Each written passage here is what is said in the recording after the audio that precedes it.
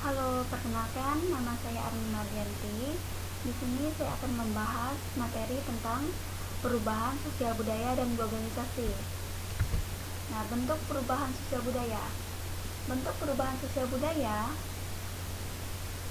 perubahan sosial budaya dalam masyarakat sangatlah banyak dan beragam baik dalam bentuk ataupun jenisnya. Nah, di sini kita dapat melihat bahwa bentuk perubahan sosial budaya yaitu dapat dilihat dari waktunya. Nah, perubahan sosial yang terjadi mempunyai kecepatan atau waktu yang berbeda-beda dalam masyarakat satu dengan masyarakat lainnya. Pada waktu tradisional, tentunya kecepatan perubahan sosial budayanya akan lebih lambat dibandingkan masyarakat modern. Mengapa demikian?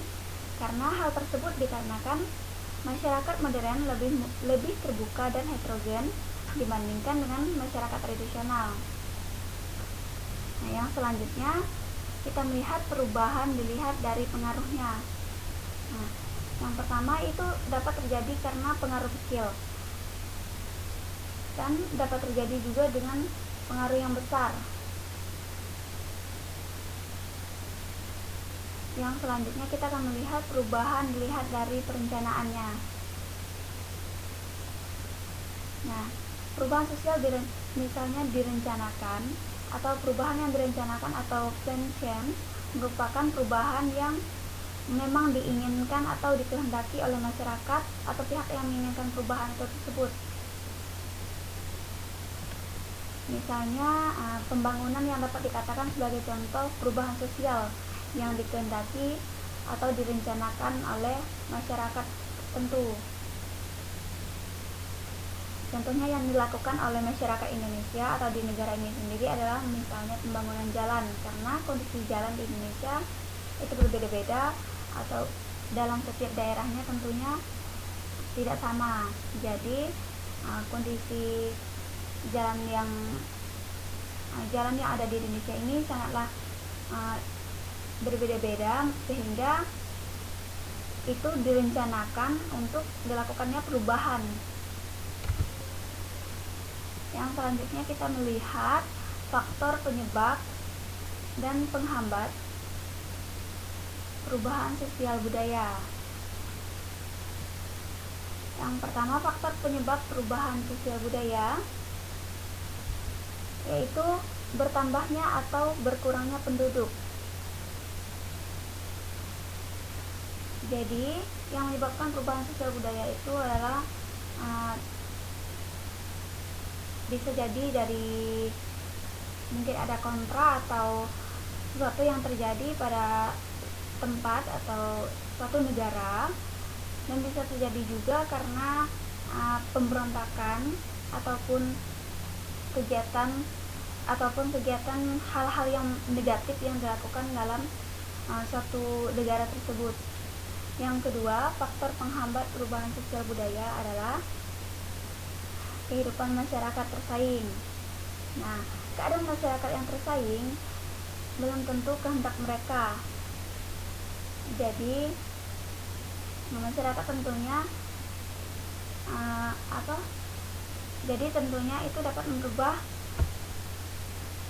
mereka menjadi menyebabkan terjadinya perubahan sosial budaya, karena mereka dalam kehidupan masyarakat mereka terdapat persaingan. Yang kedua, perkembangan ilmu pengetahuan yang terlambat. Nah, perkembangan ilmu pengetahuan yang terlambat ini adalah jendela atau dari perubahan sosial budaya. Ketika ilmu pengetahuan berkembang dengan baik, sudah pasti masyarakat yang bersangkutan akan mengalami perubahan sosial budaya yang cepat. Namun sebaliknya juga, jika ilmu pengetahuan itu dalam masyarakat itu lambat, maka perubahan yang mereka alami juga lambat. Yang ketiga, sikap masyarakat yang tradisional. Nah, sikap masyarakat yang terlalu tradisional merupakan salah satu sikap yang kehidupan masyarakat yang masih tradisional itu semacam ini dapat menghambat perubahan sosial budaya dalam masyarakat mereka, namun adalah pilihan dari hidup bagian masyarakat sehingga tidak boleh disalahkan juga. Jadi sikap masyarakat yang tradisional ini merupakan faktor penyebab atau penghambat perubahan sosial budaya karena mereka masih menjalankan adat-adat istiadat mereka yang mungkin tidak selaras dengan atau tidak menginginkan kemajuan yang ada pada zaman sekarang. Yang selanjutnya, adanya prasangka terhadap hal-hal baru atau asing. Nah, merasakan hidup di bawah penjajah selama beratus tahun itu membuat negara Indonesia banyak mengalami trauma, terutama dalam golongan tua. Jadi mereka terkadang mudah merasa curiga atau berprasangka buruk terhadap adanya budaya asing atau hal-hal baru yang mungkin masuk ke Indonesia. Yang selanjutnya, adat istiadat atau kebiasaan. Jadi adat merupakan pola perilaku bagi anggota masyarakat yang dilakukan berulang-ulang untuk memenuhi kebutuhan.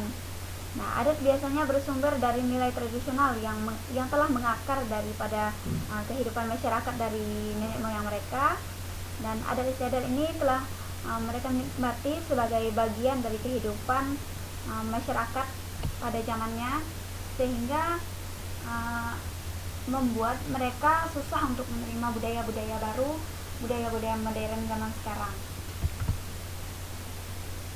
Nah, selanjutnya kita akan melihat globalisasi. Globalisasi merupakan suatu proses sosial yang dalamnya kendala geografi terhadap pengaturan sosial dan budaya menjadi surut, dan manusia menjadi semakin sadar bahwa pengaturan tersebut menjadi semakin surut. Nah, globalisasi menjadikan seluruh bangsa dan negara di dunia semakin terkait, mewujudkan satu tatanan kehidupan baru dengan meniadakan batas geografis, ekonomi, sosial, dan budaya. Bentuk globalisasi. Bentuk globalisasi yang pertama adalah globalisasi bidang budaya. Nah,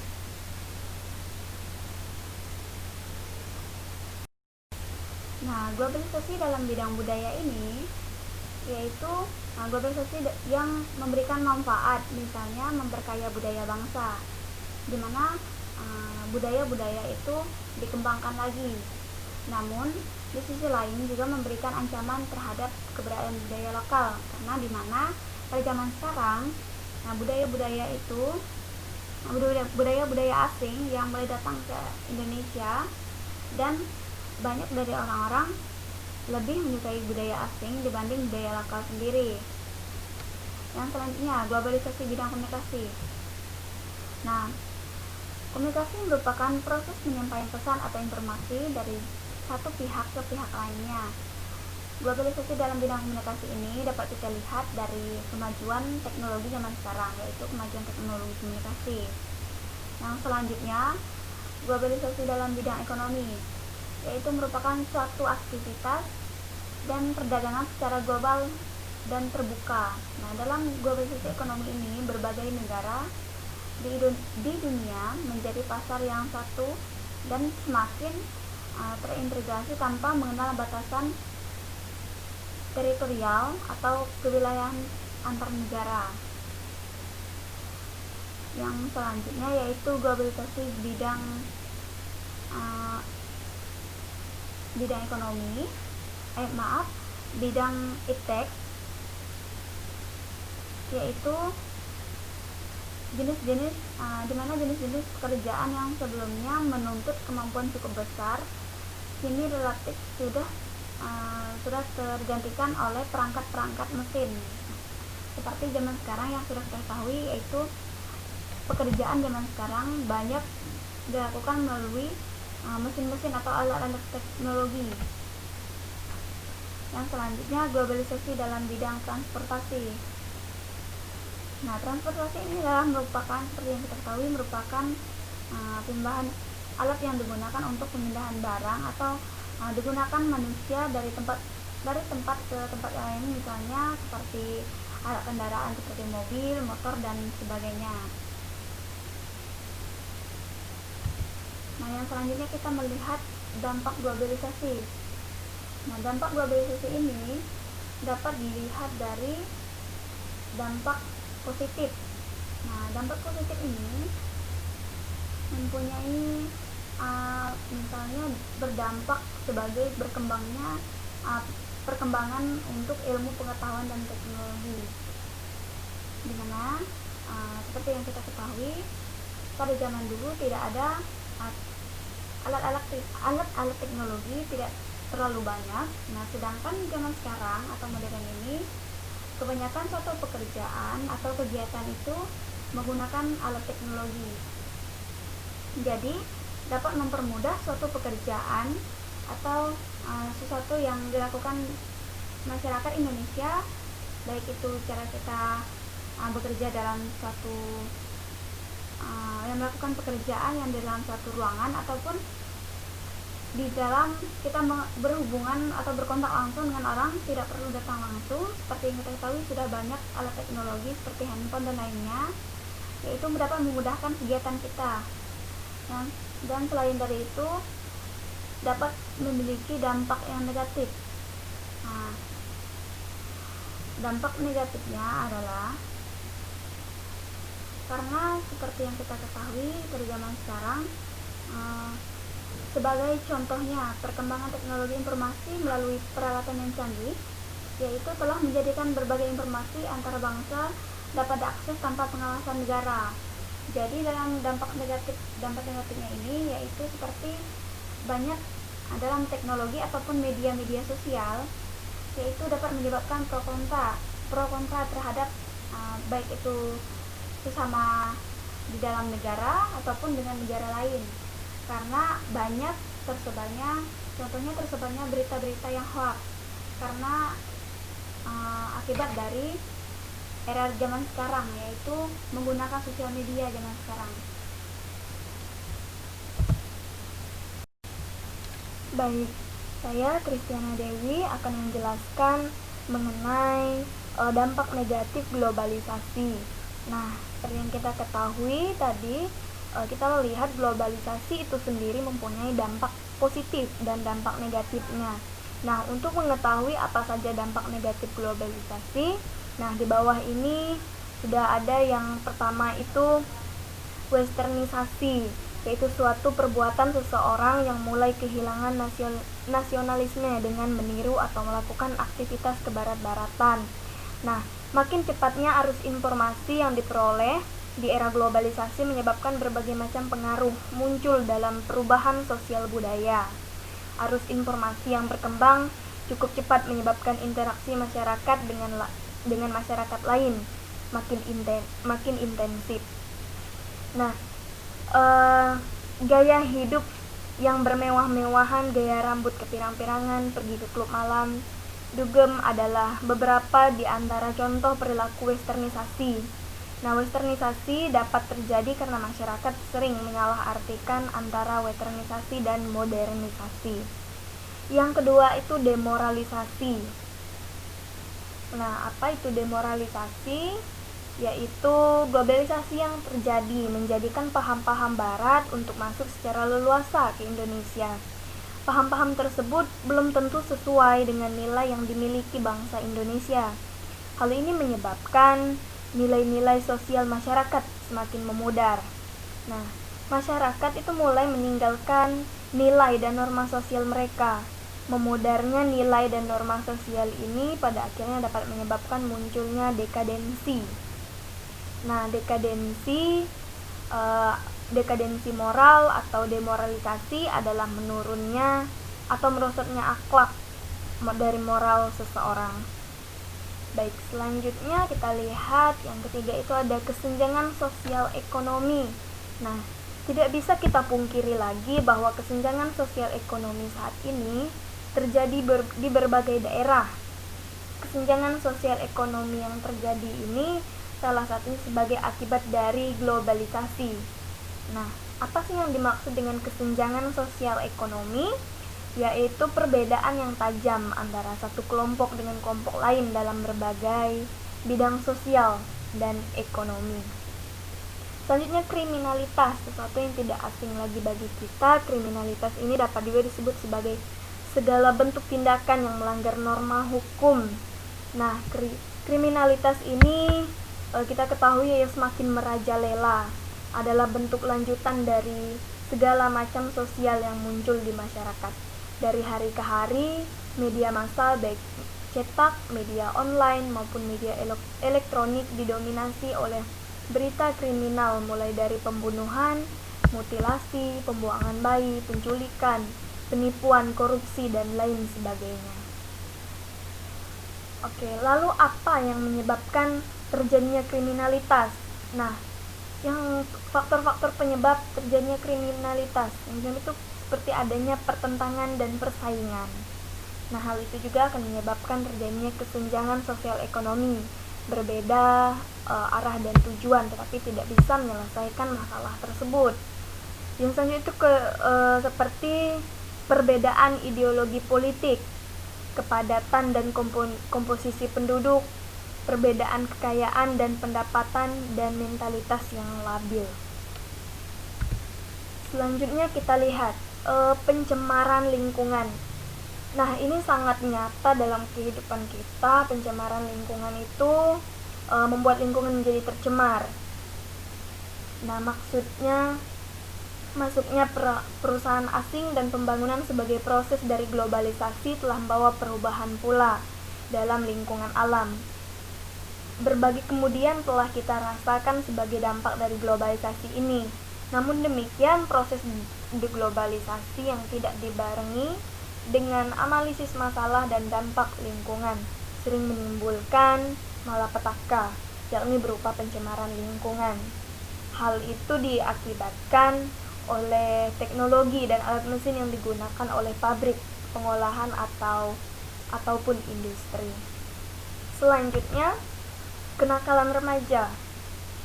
Nah, salah satu gejala kenakalan remaja yang banyak ditemukan di sekitar lingkungan. Nah, hal ini sebagai bentuk dari makin memodernnya budaya bangsa yang dimiliki oleh remaja. Aksi yang dilakukan oleh remaja dapat dikategorikan sebagai kenakalan remaja. Nah, kenakalan remaja ini juga dapat diartikan sebagai semua perbuatan anak remaja usia belasan tahun yang berlawanan dengan ketertiban umum. Nah, kita tahu pada masa usia remaja ini merupakan masa yang ingin mengetahui segala sesuatu, tetapi berlebihan dalam melakukannya tanpa dibatasi, tanpa mengetahui batasan dari apa yang mereka lakukan. Nah, selanjutnya itu ada individualisme yang semakin tinggi. Nah, hal ini disebut sebagai perilaku yang mementingkan diri sendiri dan tidak mau tahu urusan atau kepentingan orang lain. Nah, seperti di kota-kota besar, sikap individualisme tampak jelas. Bahkan dengan jarak tetangga yang berdekatan, belum tentu saling mengenal. Nah, hal tersebut terjadi karena sosialisasi yang dilakukan berdasarkan kepentingan semata. Kalangan generasi di desa juga mulai memiliki sikap individualis yang tinggi. Kepedulian terhadap sesama tampak mulai memudar, seperti segala satu gejala dari perilaku ini. Perilaku gotong royong dan tolong menolong yang dulu menjadi ciri khas masyarakat desa, perlahan juga mulai luntur seiring dengan kebersamaan yang mulai memudar. Nah, dari sekian banyak dampak negatif globalisasi yang sudah kita bahas bersama, banyak sekali yang merubah budaya dari ciri khas Indonesia ini sendiri. Namun ada beberapa cara, ada berbagai upaya yang dapat kita lakukan untuk menghadapi globalisasi ini sendiri. Mari kita lihat selanjutnya. Nah, upaya yang dapat kita lakukan. Kita tahu bahwa globalisasi ini merupakan tantangan besar bagi setiap bangsa. Tidak mungkin bangsa-bangsa di dunia menutup diri dari tengah ketergantungannya kepada bangsa lain. Oleh karena itu, pada dasarnya negara harus mempunyai kemampuan untuk menempatkan dirinya sebagai bangsa yang sama-sama mempunyai hak untuk menjadi subjek globalisasi. Oleh karena itu juga, negara di kawasan selatan dan kawasan utara dapat kerjasama mengendalikan globalisasi dengan tetap mengetengahkan aspek kehormatan dan martabat bangsa. Nah, upaya menghadapi globalisasi budaya. Dalam globalisasi yang merambah di bidang budaya masyarakat, seharusnya selektif memilih budaya dari luar dan mengambil budaya yang sesuai dengan kehidupan lokal. Nah, itu tadi mengenai budaya globalisasi budaya, upaya menghadapi globalisasi iptek, upaya menghadapi globalisasi ekonomi, upaya menghadapi globalisasi komunikasi, upaya menghadapi globalisasi transportasi. Nah, dapat kita lakukan dengan berbagai macam cara. Oke, sekian penjelasan dari kelompok kami. Semoga pembahasan yang telah kami berikan pada hari ini dapat bermanfaat bagi peserta didik yang mendengarkan, dan juga dapat digunakan, media ini dapat digunakan oleh guru-guru untuk mengajar dalam materi yang sudah kami sampaikan. Baiklah, sekian. Terima kasih yang dapat kami sampaikan. Semoga bermanfaat. Sampai bertemu di kelas selanjutnya.